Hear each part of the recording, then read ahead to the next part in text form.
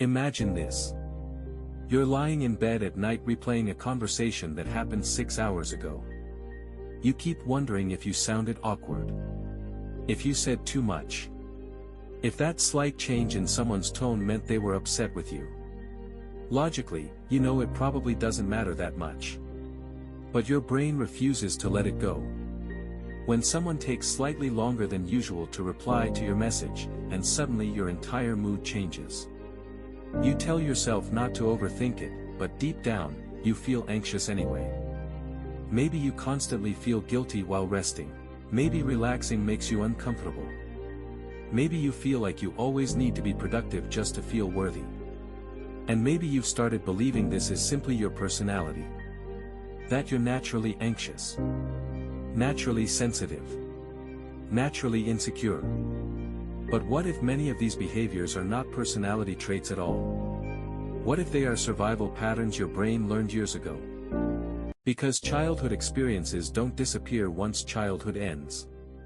In many ways, they quietly become the blueprint for how we experience adult life. The way we handle relationships. The way we respond to stress. The way we seek validation. Even the way we speak to ourselves when nobody else is around. And the strange thing is, most people don't even realize it's happening. Psychologists have found that early emotional experiences shape the nervous system during some of the brain's most important developmental years. When a child repeatedly experiences instability, emotional neglect, criticism, unpredictability, or conditional affection, the brain adapts to survive those environments. And those adaptations often follow people into adulthood. For example, imagine a child growing up in a home where affection mainly appeared during achievement. Good grades meant praise. Being quiet meant approval. Being helpful meant attention. Over time, the child's brain starts associating love with performance. Not consciously, of course. Children rarely stop and analyze their environments logically. Instead, the brain quietly absorbs patterns through repetition. And years later, that same child may grow into an adult who constantly feels the need to prove themselves. Someone who feels guilty while resting. Someone who ties their worth to productivity. Someone who secretly fears they are not enough unless they achieve something. Not because they're weak, but because their nervous system learned that approval meant safety. This is why many adult behaviors make far more sense when viewed through the lens of adaptation instead of personality.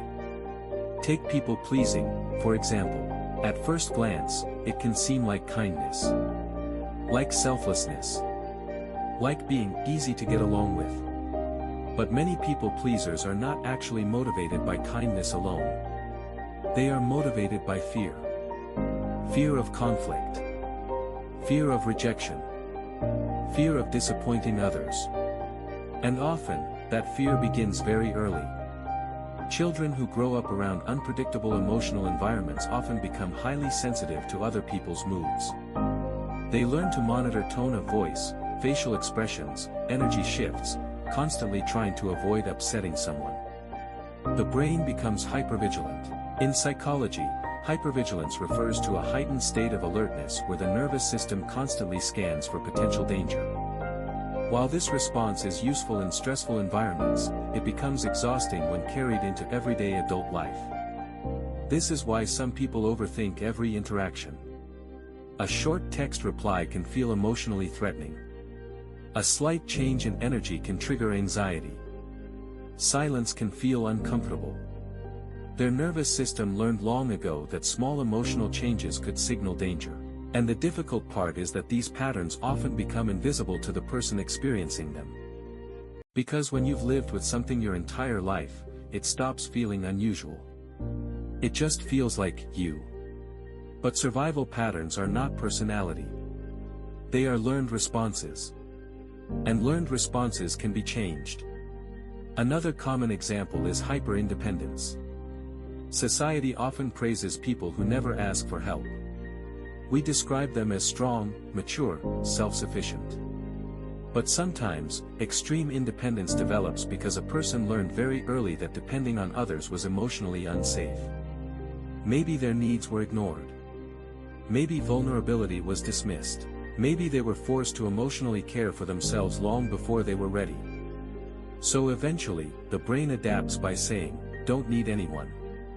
And while that adaptation may protect someone from disappointment, it can also create deep loneliness later in life. Because humans are not designed to emotionally survive alone.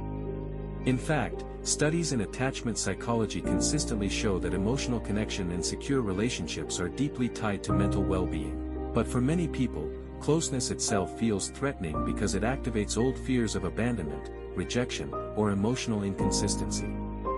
This is why some individuals constantly chase emotionally unavailable people. It sounds irrational at first. Why would someone repeatedly choose relationships that hurt them? But the brain is not always searching for what is healthy. It often searches for what feels familiar. And familiarity can be incredibly powerful. If chaos felt normal during childhood, peace may later feel uncomfortable. If affection was inconsistent, emotionally distant people may feel strangely attractive. If love had to be earned, someone may unconsciously spend adulthood trying to earn it again. This creates painful emotional loops that many people repeat without understanding why. And perhaps one of the most misunderstood parts of all this is that these patterns are often hidden beneath outward success.